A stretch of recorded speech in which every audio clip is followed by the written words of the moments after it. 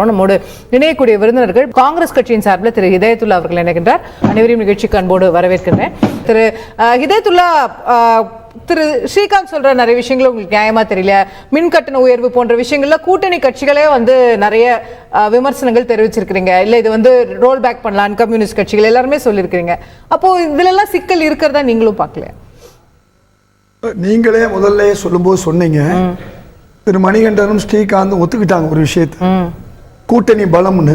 அது ஒரு புறமா வச்சிருவோம். அது ஒன்று மெயின் ஃபேக்டர். ரெண்டாவது, எந்த கட்சி 200 இடங்களுக்கு மேலே முதல்வர் சொன்ன மாதிரி வரும் அப்படின்னு சொன்னால், இந்த முதல்வர் நேற்று ஒரு அருமையான ஒரு வாழ்த்துறை சொல்லியிருக்காரு. கடல் கண்டு மலை கண்டு பயன் கொண்ட தமிழ்நாடு, களம் கண்டு கலை கண்டு கவி கொண்ட தமிழ்நாடு, உயிர் கொண்டு உடல் கொண்டு உரங்கொண்ட தமிழ்நாடுன்னு பேசியிருக்காரு. அந்த இதுக்கு எந்த உண்மையை நான் பார்க்கணும். இப்போ என்ன உண்மை? இன்னைக்கு மகளிர், நீங்கள் ஒரு மகளிர் நன்றாக தெரியும், அதிகமான இடங்களை பெறணும்னு சொன்னால் உங்களுக்கு மகளிர் வாக்கு வேணும். ஏன்னா சரிபாதி. ரெண்டாவது, முழுமையான சிறுபான்மை வாக்கு வேணும். கூட்டணி பலம். இது போக பொதுவான மக்களுக்கு கிடைக்கக்கூடிய இது. இப்போ கூட சொன்னாங்க, நீங்கள் அதுக்கு பதிலும் சொன்னீங்க, மகளிர் உரிமை தொகைன்ற பேர் அற்புதமான பேர். ஆனால் மகாராஷ்டிராவிலே அதெல்லாம் மாற்றி வச்சுருக்காங்க. அதை சொன்னவொன்னே அவர் ஒத்துக்கிறார். ரைட். இப்போ பெரும்பாலான இப்போ பேருக்கு கொடுக்கல. 1 கோடி சொச்சம்தான். தமிழ்நாட்டில் 4 கோடி மகளிர் இருக்காங்க, 4.5 கோடி இருக்காங்க. அப்போ இருக்கிறவங்கள்ட்ட இருந்து வரியை வசூல் பண்ணி இல்லாதவங்கள்ட்ட கொடுக்குறாங்க. இதுதான், எல்லாருக்கும் கொடுக்கல. அப்போ மகளிர் படிக்க வைக்கிறாங்க. 48 விழுக்காடு இல்ல. அதோட ஆட்சியோட சாதனைகள் எல்லாம் நீங்களும் நிறைய சொல்றீங்க. இது எல்லாமே சொல்லிட்டாரு. क्वेश्चन என்னன்னா, உங்கள்ட்ட நான் கேட்ட கேள்வி என்னன்னா, கூட்டணி கட்சியா இருக்கக்கூடிய உங்களுக்கே மின் கட்டண உயர்வு இல்ல சொத்து வரி உயர்வு வரும்போதெல்லாம் ஒரு சின்ன நெருடல் வருது, ரிசர்வேஷன் வருதுன்னு போது, அப்ப அவங்க சொல்றதுல ஒரு பாயிண்ட் இருக்குன்றதை நம்ம ஏத்துக்கு தானே வேணும். கேட்கமா, பலமுறை காங்கிரஸ் ஆட்சி இருக்கு, எந்த உயர்வும் இல்லாமல் இருந்துச்சா? 2 முறை பாஜக, 3 முறை கூட இருந்தாங்க, உயர்வு இல்லாமல் இருக்கா? இந்த உயர்வுக்கு யார் காரணம்? இன்னைக்கு உதய் திட்டம் தான் மக்களுக்கு புரிஞ்சிச்சு. மத்திய அரசு, ஒன்றிய அரசு கொண்டு வந்த இந்த உதய் திட்டத்தால 18,000 கோடி தமிழ்நாடு மேலும் கடனாக்கணும். தயவு செய்து நான் முதல் ரவுண்ட்ல பேசாதீங்க, 2வது நம்ம சண்டை போட்டுக்கலாம். முதல் ரவுண்டை கொஞ்சம் என்னை விடுங்க. அந்த குறுக்கீடு ஸ்ரீகாந்த்ங்கிற பேர் கொஞ்சம் மாற்றணும். நல்ல ஸ்ரீகாந்த் தான் நீங்க இருக்கணும், அவ்வளவுதான் விரும்புறேன். அதாவது நான் என்ன கேட்கிறேன், இந்த காரணம் யாருங்கிறதையும் நல்லா புரிஞ்சுக்கிட்டாங்க. விலைவாசி உயர்வு, டீசல் விலை, பெட்ரோல் விலை யார் கண்ணுக்கு தெரியும். இந்த ஊர்ல அதிகமா வரி இருந்தா கூட வரிக்கெல்லாம் வரி யாருக்கு போடுறான்னு தெரியும். கப்பர் சிங் டாக்ஸ் யார் போட்டாங்கிறது தெரியும். தமிழ்நாட்டில் விலைவாசி உயர்வுனா தமிழ்நாடு அரசுடைய உயர்வுல இதுக்கு கப்பர் சிங் டாக்ஸ் தெரியும். எதுக்கு சொல்ல வர்றேன், இது ஒரு முறை நீங்க கேட்கிற கேள்வியா இருக்கட்டும். மகளிருடைய அந்த கல்வியில பாத்தீங்கன்னா இந்த 3 விழுக்காடு கூடி இருக்கு. 48 51,000 இந்த 2 வருஷத்துல. காரணம், அவங்களுக்கு 1000 ரூபாய் தரேன்னு சொன்னதுனால படிக்கிறாங்க. அதே மாதிரி அவங்களுடைய வேலை வாய்ப்பு 43% இந்தியாவிலேயே மகளிர் வேலையை பார்க்கறது தமிழ்நாட்டில் மட்டும்தான். மகளிர் இலவச பஸ் பயணம், இப்படி மகளிர். அதே மாதிரி சிறுபான்மை மக்களுடைய வாக்கள் தொடர்ந்து அவங்க வாங்குறாங்க. அதிமுக ஒரு முயற்சி எடுக்குது. அது பாராளுமன்றத்தில் வேணா ஃபெயிலியரா இருக்கலாம், நாளைக்கு வரலாம் வர மாட்டான்னு நான் சொல்ல முடியாது.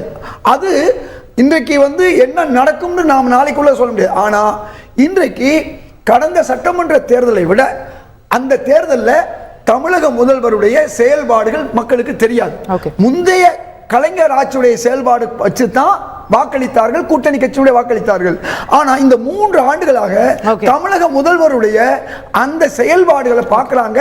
மகளிர், சிறுபான்மை, பெரும்பான்மை எல்லாத்தையும் ஒரே மனப்பான்மையில கொண்டு இந்த மக்களுக்கு சொல்றாங்க. அதனால உள்ளத்தில் நல்ல உள்ளம் உறங்காதுன்னு சொல்லுவாங்க. அவர் சொன்ன மாதிரி உள்ளம் என்பது ஆமை, அதில் உண்மை என்பது ஊமை. அதிமுகவும் பாஜகவும் அவங்க மனசோட வச்சுக்கிறாங்க. எங்களை பொறுத்தவரை வெளிப்படை தன்மையோட நாங்க இருக்கிறோம். எனக்கும் தெரியும் சொல்றதுக்காண்டி வர்றேன். அவர் இப்ப கவுண்டர் எழுதிட்டு இருப்பாரு. இன்றைக்கு இந்த 3 ஆண்டுகளா நீங்களே ஒரு கேள்வி கேட்டீங்க, 5 முறை தோற்றார்களா அல்லது 10 முறை தொடர்ந்து ஏன் தோற்றார்கள்? 2014 தொடர் தோல்வி பாஜகவும் அதிமுகவும் இருக்கு. ஏன் இன்னைக்கு பாமகவும் பாஜகவும் விக்கிரவாண்டியில தங்களுடைய வாக்குகளை இழந்தார்கள்? முதல்வராக அன்புமணி மாற்றம் முன்னேற்றம் வந்துவிடக்கூடாது அப்படின்னு ஐயா பேசுவோம் தரணும் ஒரு இடைவேளை. அழகா சொன்னாரு ஒரு ஸ்ட்ராட்டஜி தமிழ்நாட்டில் மக்கள் எப்படி வாக்களிப்பார்கள் தெளிவா சொன்னாரு. அதுல ஒரு கண்ணு கட்டின தூரம் வரையும் முதல்ல அதிமுக நீங்க சொன்ன மாதிரி இணையுமான்னு தெரியல, அல்லது இருக்கக்கூடிய எண்டு கூட்டணியில பிஜேபி பாமகவும் பயணிக்குமான்னு தெரியல. ஏன்னா எல்லாருக்கும் முதல்வர் பதவி ஆசை இருக்கு, சீமானுக்கு அந்த ஆசை இருக்கு. இவங்க ஒன்றிணைவார்கள் என்பது கண்ணு கட்டின தூரம் வரை இல்ல. அதனால அப்படி ஒரு சூழ்நிலை வந்து சுமந்த் சி ராமன் சொன்ன மாதிரி வருமாங்கிறது நமக்கு தெரியும். காங்கிரஸ் நண்பரே உள்ளத்தில் நல்ல உள்ளம் உறங்காது என்பது அப்படி இந்த பாட்டெல்லாம் பாடினாரு. என்ன நிம்மதியா தூங்க விடுங்கப்பா, தூங்கி எந்திரிச்சா என்ன வம்பு வழக்க கொண்டாடுறீங்களோ அப்படின்னு தூங்காத முதலமைச்சர் ஸ்டாலினுக்காக தான் அந்த பாட்டை பாடி இருப்பாரு. நீங்க தான் சார் ஒரே போடா போட்டீங்களா, காமராஜர் கொடுக்கின்ற நல்லாட்சியை ஸ்டாலின் கொடுக்கிறாரு. காமராஜர் தனக்குத்தானே 100 முறை தற்கொலை பண்ணிருக்காரு. இந்த வார்த்தையை கேட்டா காமராஜர் தனக்குத்தானே 100 முறை கழுத்தெடுத்து தற்கொலை பண்ணிருக்காரு. இல்ல என்னதான் நிலைய வித்வானா மாறிட்டீங்கனாலும், திமுகவோட நிலைய வித்வானா மாறிட்டீங்கனாலும், கர்ம வீரர் காமராஜரை போய் ஸ்டாலினோட ஒப்பிடுறீங்களா? காமராஜர் 100 முறை தற்கொலை பண்ணிட்டு செத்துருப்பாரு. காமராஜர் காலம் வேற, ஸ்டாலின் காலம் வேற. நாளைக்கு உங்க காலம் வந்தாலும் ஜெயலலிதாவுடைய காலம் எடப்பாடியுடைய காலம் ஒண்ணா?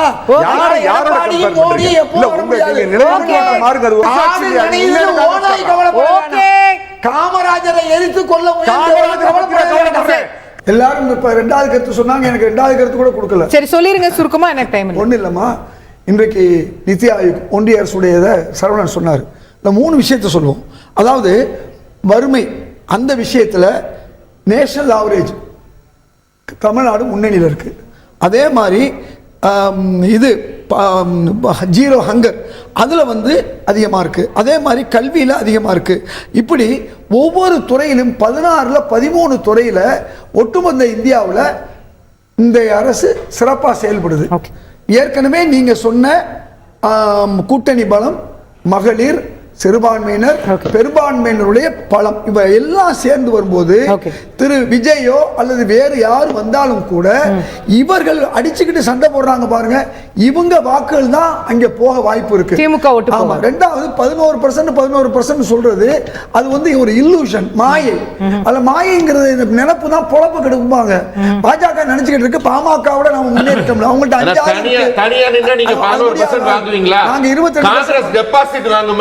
5% வாங்க முடியுமா உங்களால? நான் கேட்கிறேன், அதிகம் எல்லாம் கேட்கல. அடுத்த கட்சியை பேசுறதுக்கு தான் தன்னோட லெவல் என்னன்னு நீங்க தெரிஞ்சுட்டு பேசுங்க. நீங்க 11% வாங்கி காட்டி ப்ரூவ் பண்ணிருக்கோம், உங்களால ப்ரூவ் பண்ண முடியுமா? குறுக்கீடு பண்றதுல ஒரு முறை இருக்கணும். அதாவது இல்ல நீங்க என்ன பத்தி குறிப்பிட்டறப்ப நான் அப்படி சொல்லாம இருக்க முடியும். பேச விடுங்க சார், நான் என்னோட இதுல நீங்க பேச விடுங்க. நீங்க பாட்டு குறுக்கீடு பண்ணிட்டே இருந்தா டைம் இல்ல உங்களுக்கு தெரியும், அவருக்கு தெரியலையே. முடியும். அதாவது அவர் பேசும்போது நம்ம பேசுறது இல்ல. சொல்ல வேண்டிய விஷயம் என்னன்னு சொன்னா, அவர்கள் வந்து இன்னைக்கு அந்த 3% 4% தான் இருக்காங்களே ஒரே கூட இல்ல. அந்த நினைப்புல வந்துட்டு நாங்க இன்னைக்கு பாமக முதல்வர் வேட்பாளர் வரும்பொழுது இவங்க சேர்க்க போறது இல்ல. அது மட்டுமல்ல, நீங்களே சொன்ன மாதிரி நாளைக்கு மாநிலத்துல வந்து நாம அதிகமான இடங்களை பெறணும்னா அதிமுக கூட்டணி போயிருவாங்க. இவங்க இலவு காத்த கிளியா தான் நிற்பாங்க. இதுதான் நடக்க போறதை ஒழிய பாஜகவை பொறுத்தவரை தமிழர்களுக்கு எதிராக, தமிழுக்கு எதிராக, தமிழ் மக்களுக்கு எதிராக இருக்கிற வரை தமிழ்நாட்டில் you will never win Tamil Nadu people. ஒரு தேசிய கட்சியாக இருந்த காங்கிரஸ் கட்சி வந்து இன்னைக்கு வந்து ஒரு மாநில கட்சியை விட மோசமாக சுருங்கி போயிட்டாங்க. அவங்களுக்கு வந்து முதல்வர் அவர்களை வந்து காமராஜர் ஆட்சின்னு போற்றி புகழ்ந்து ஒட்டுண்ணியாக சாருண்ணியாக வாழக்கூடிய அளவுக்கு அவங்க வந்து தேய்ந்து போயிட்டாங்க. அவங்க பேசுறதுக்கு ஒரு யோகிதை கிடையாது. 11% வாங்கியிருக்கோம். ஆனா காங்கிரஸ் ஆக முடியாது. ஊழல் உச்சத்தில் இருக்க திமுக உயர்த்தி பிடிக்கிற காங்கிரஸ் கட்சியினால ஒரு பயனும் கிடையாது. 4 சட்டமன்ற உறுப்பினர்கள் பெற முடியுமா? சாரி ஐயா ப்ளீஸ், எடப்பாடிக்கு ஒரு பெரிய தகுதி இல்ல. அன்னைக்கு சசிகலா அவர்களை போய் ஊழ்ந்து நிகழ்ச்சி நிறைவு செய்தாக வேண்டும். பங்கேற்று கருத்து தெரிவித்த நால்வருக்கும் நன்றி, பார்த்தவங்களுக்கும் நன்றி. நேயர்களே வணக்கம்.